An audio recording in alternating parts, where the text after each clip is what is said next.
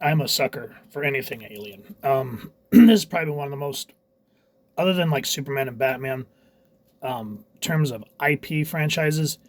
I've been reading Alien since sixth grade. I remember giving book reports over Alien versus Predator Prey and the three novel adaptations of Earth War. And my teacher and my fellow classmates looking at me like, "What the hell do you read, dude?" So anytime that there's a new announcement for Alien stuff, I get amped. And I haven't seen Romulus yet. I'm looking forward to it. I've heard mixed reviews, and I've kind of learned with horror franchises, whether it be something like Alien or Jason, Freddy, that you have to just sort of deal with the fact that there's going to be some bad ideas. And that's kind of how I had to suffer through both Prometheus and Covenant to try to find the good in the bad. So when this comic was announced, needless to say, I was excited. Because anytime, comic wise, whatever, I'm amped. So anytime I go to my comic shops, I try to find the old Dark Horse Alien comics, and I haven't been super successful. If you guys have any that you're looking to get rid of, hit me up.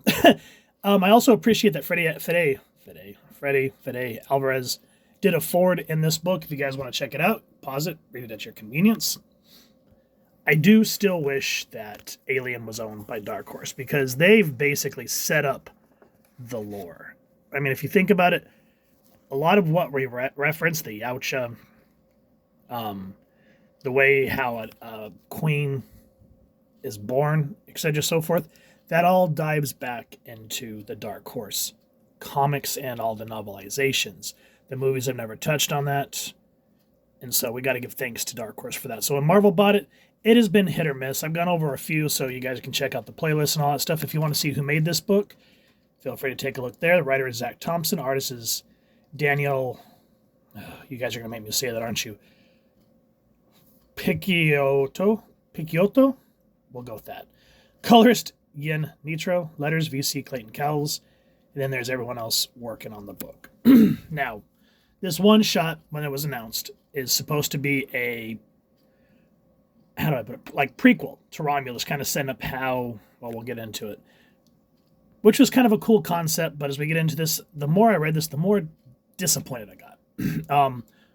Let's kind of flow through the book, and then I'll kind of give my thoughts on what this should have been and how this could have been more of a moneymaker for Marvel, etc., so forth. So, if you haven't seen Romulus yet and you don't want any type of spoilers, pause this, go check out the movie, and come back and read this book, and you're back. For me, I'm old. I don't get out to the theater much anymore, having a 5-year-old. So I'm waiting for Romulus to come out on Blu-ray, but I've gone online and I've watched different synopsises, so I have the basic idea of what the movie's about. I just don't have the time, so I don't care about movies for the most part, at least the plot being spoiled anymore. I mean, I like certain things to be held in mystery, but the overall overarch, I just tell me. I don't care. So, Zeta Reticuli System, near Moon LV 426. This is the Renaissance Station, so how I understand it is the space station, the Weyland-Yutani space station that is the whole plot of this movie, is divided into two sections. There's the Romulus and the Remus, or Renaissance Station. Well, is it Romulus and Remus Station? Yeah. Sure, we'll go with that. But anyway, the Romulus is supposed to be the newer part. The Remus, or Renaissance, however we want to say this, I guess is the older part. And they say that they're bringing in this cocoon. No emissions, no aerosol contaminants. It's secreted resin, but effectively inert. It contains hydrogen, carbon, nitrogen, and oxygen, the 4 basic elements of life. So it opens up relatively decent, because we're seeing this space crater. And of course, with the movie, we know what it is. And we're introduced to these two characters. I have no idea what their names are. And it's coming from whatever's inside. They've been looking for that ship, or that thing, for a long time, Adrian. Okay, so his name's Adrian. Let's try to remember that. But there we go. We find out that the crater that the station picked up is Big Chap from Alien. And we see this girl just kind of lose her mind. She goes, "We need to brain it. Whoa, chill out, Gila." Okay, Gila, Adrian. Gila, Adrian. Let's try to remember that as we go through this. It's going to wake up. It's dead. Okay, so it is Renaissance Station. I guess the whole thing is called Renaissance Station, but here we are in the Remus lab. So Rook, this thing chewed through 7 crew members, 6 Matos, 1 escaped. Either way, this life form will be invaluable to the weapons division. Typically short-sighted human observation. Now, I have mixed emotions going back to, from what I've seen of the Alien Romulus film. Again, spoilers. What is the guy's name? Ian Holm? Is that his name? That played Ash? This Rook character is supposed to be the model that Ash is after. So in terms of Alien, like talking canonically, I can understand why they used his image, because if we go back and we include the old films, the Covenant films, remember the David models look like Michael Fassbender, and then there was the Bishop model, which is Lance Hendrickson. So it goes to show that I guess that the Rook model would be Ian Holm. So anytime I read any of the Alien novels, which if you haven't read them by Titan Books, oh, hell yeah, they talk about Rook models. And that is big both in, no, not the Cold Forge, into Charybdis, and then onward. And I always kind of pictured it as Lance Hendrickson, because that's the model that we're all used to. And even in those books, they reference the David model. So again, I understand to how they say in Clue, to make a long story short, too late, I understand why they used Ian Holm's likeness. So the Bishop, or the Rook model, a typically short-sighted human observation. You see this creature as another opportunity to consolidate power through destruction. Nuclear fusion was about energy before your kind made it a bomb. Much like sarin gas. Originally, an insecticide to fight hunger, only to be twisted into a chemical weapon. And so we can kind of see how these Rook models are a little more combative. And listen to what he says here while they're working on this thing. If you humans really want to exterminate yourselves, give the job to a few of us synths. We'll gladly comply. Oh, that is some cold bars right there, no cap. So the dialogue from Rook is actually one of the only super interesting things about this book. They find a way to, what do you call it, keep the alien from coming to. And even Rook here says, its ability to generate new tissue and survive almost any environment could hold the key to what our founding father, Peter Whalen, was searching for. What's that? Eternal life. Now remember, in terms now, sadly, Prometheus and Covenant took place years before this movie. Anyway, we'll get into it at the end. How about that? So we see the muscle reflex, and the artwork, again, is not too bad. I, again, would rather see something like the Dark Horse more than, I don't know, it's just, if you look at this, yeah, the guy looks scared. But it looks so lifeless still. Like there's just, compared to traditional pencils where you can, what do you call it? Give that just twisted look that, like in original theatrical acting before film where people had to learn how to express with their face. And you see that in old comics and manga, however you want to call it, but I don't see it here. The only thing that makes this panel interesting for me is how Ash is just looking, we're just going to call him Ash, okay? I'm not going to sit there and try to remember. Ash, Rook, whatever. Just that disinterested, like, it's just a muscle spasm. Now, as this goes, the Ayla, what was her name? Anyway, she wants to get rid of this thing. She's ex-United States Marine Corps. And so the whole point is for them to get into the lab to destroy this thing because she's seen these things in action, which we learned through Hyla. I just found her name, Hyla. She learned through working with the Marine Corps that these things are destructive, killers, and so they go into the Remus lab to destroy the damn thing. And of course, like in any alien film, because of stupid people, it escapes. Which leads up to how the Remus and Romulus lab were abandoned with all the 3D printed facehuggers, etc. so forth. The one panel that I do like, even though this you could tell this is more like either a 3D model or a trace, this looks like someone just went online and Googled alien. But still, in terms of servicing the story and visual storytelling, it's cool. But again, just that, not that dark horse fill.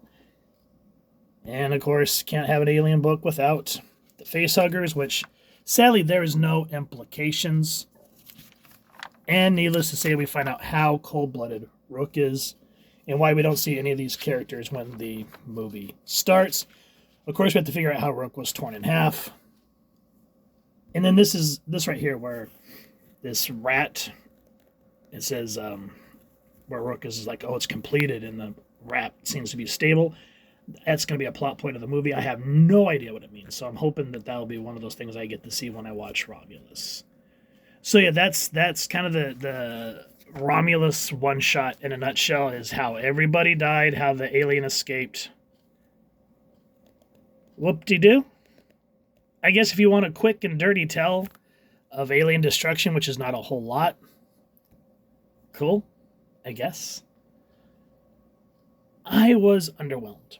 The artwork, again, I said serviceable, but it just doesn't have that oomph that you want from an alien comic. Again, I guess I've just been spoiled with going back and going through all the old Dark Horse, Alien, and Predator comics and just seeing the traditional artwork. And it's not here. I know times change, and I'm old, so give me a break here. When you've been reading comics for almost 40-something years, there's certain things you look for, and just this new style for me, compared to what we are used to. For example, okay, right here, I have an example. Traditional.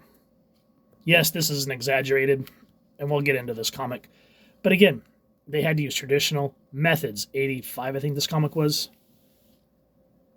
And yeah, you can add more, digital color and ads for a more deeper, rich palette. But it just does not do anything for me.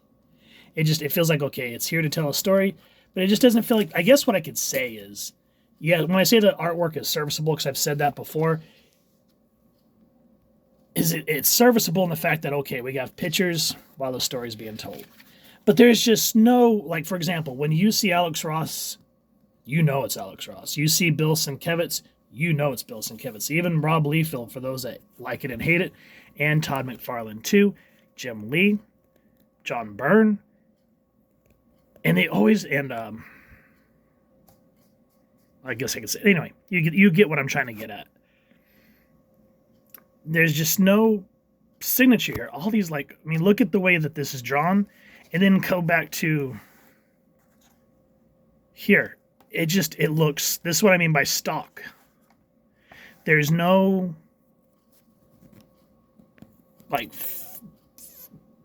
signature artwork style to it. It just feels like, okay, cut this out, draw it, Photoshop it in, and there's the story. Now, that's not to say that some of the dialogue I find is very smart, like how Rook was saying, if you guys want to be killed so bad, let us few cents at it. Or here, where after the alien has escaped and Hyla sees all the gutted facehuggers that Ash had reproduced from the alien's DNA, she goes, this place is revolting. And he goes, bioprinting is delicate. You have to be willing to suffer failure to create art. So yes, there is some smart dialogue in this book. Don't get me wrong. But what kills me is the fact that we're introduced to these characters and they're just all killed off so quickly. Or like when the facehuggers come out and they just attack these nameless scientists. Like, who gives a damn? And this guy is such a prick that we don't care. Like, woohoo, he died because he was a prick. What I would have liked to have seen is either A, they were going to make this a one-shot, so why didn't they make it a graphic novel? Like graphic novel size. Or do like a 4 or 5 part miniseries. I mean, like they did that for What If Carter Burke, and no one gave a damn about that series. That was, yeah, I've gone over that. If you guys want to check it out, feel free. But there was not enough story for how many issues that went. This, on the other hand, let's think back to what made Alien Isolation so great, other than the obvious going back to that, what is that word called? Not isolation, claustrophobic feeling of Sevastopol Station. We open up, and one thing that I will say, the video game's great. It is awesome, don't get me wrong. But I read the novel, and it just adds so much more layers, especially to the beginning and how Amanda Ripley ended up on that kind of crap job, I think is on Mars or something like that. But anyway, that's neither here nor there. What gets us excited and what ties us in is when the guy, I can't remember his name, walks up to Amanda and he offers her a job with Weyland-Yutani. And she doesn't want a handout, but he says, we think we might have found your mother. We found the flight box from the Nostromo. And that's what gets both Amanda riled up and the crowd. We're like, woohoo, hell yeah. So with that said, it would have been interesting to maybe follow Hyla, because she knows what this thing is right off the bat, and she wants to kill it. But we have no chance to get to know her. So what would have been cool is to find her, like, you know, kind of use isolation as, what do you call it? A blueprint. Issue 1, we follow Hyla. She's working some dead-end job, being disgraced from the USMC, United States Marine Corps. Yeah, or United, whatever. Anyway, Weyland-Yutani says that they'll hire her as a private guard for their new Remus station. And so we get her, and then at the end of the issue, find a way to get the crowd excited. Because, I mean, we already know what's going to happen in Romulus, but at the end of, like, issue 1, she's part of this crew that's going up to the Remus station, and she get in there like, well, what's this all hubbublub? And have whoever, like the dark, mysterious corporate man or something, or maybe like a young Carter Burke or something, say, we found the Nostromo wreckage over the moon of LV-426. Next issue, open up and maybe have like a flashback with Hyla and Adrian, and maybe show their background. So that by the time we get to issue 3 or 4, we're invested in these characters. Why we give a damn about why we're on this Renaissance station? And maybe by issue 3, Hyla finally flips, letting the aliens loose. And we can see how much more of a prick Rook is. And maybe one of the scientists gets impregnated or something by these 3D printers. And that Xenomorph is what lets Big Chap go. Because again, that's one thing from what I understand from a lot of people that have reviewed Romulus, is they're pissed that essentially we don't get to see a reprisal of Big Chap in Romulus. So it just would have been interesting to see him go on more of a attack here than what we get. Because, I mean, that's the alien that really kicked off our love of this damn franchise. So to give him more, I guess if we can't give him screen time, give him a book. He deserves it. It just would have been really interesting. It would have been interesting to see Rook in maybe an issue and a couple of pages messing with the facehuggers, having to improve the genetic code. Maybe have like a little Easter egg where he's reading or listening to or watching David's recordings from the little promo teaser for Covenant. And that could have been easily 4 or 5 issues. So by the time we get to the end of the series and we see, again, spoilers if you don't want to see the end of the book, but by the time we get to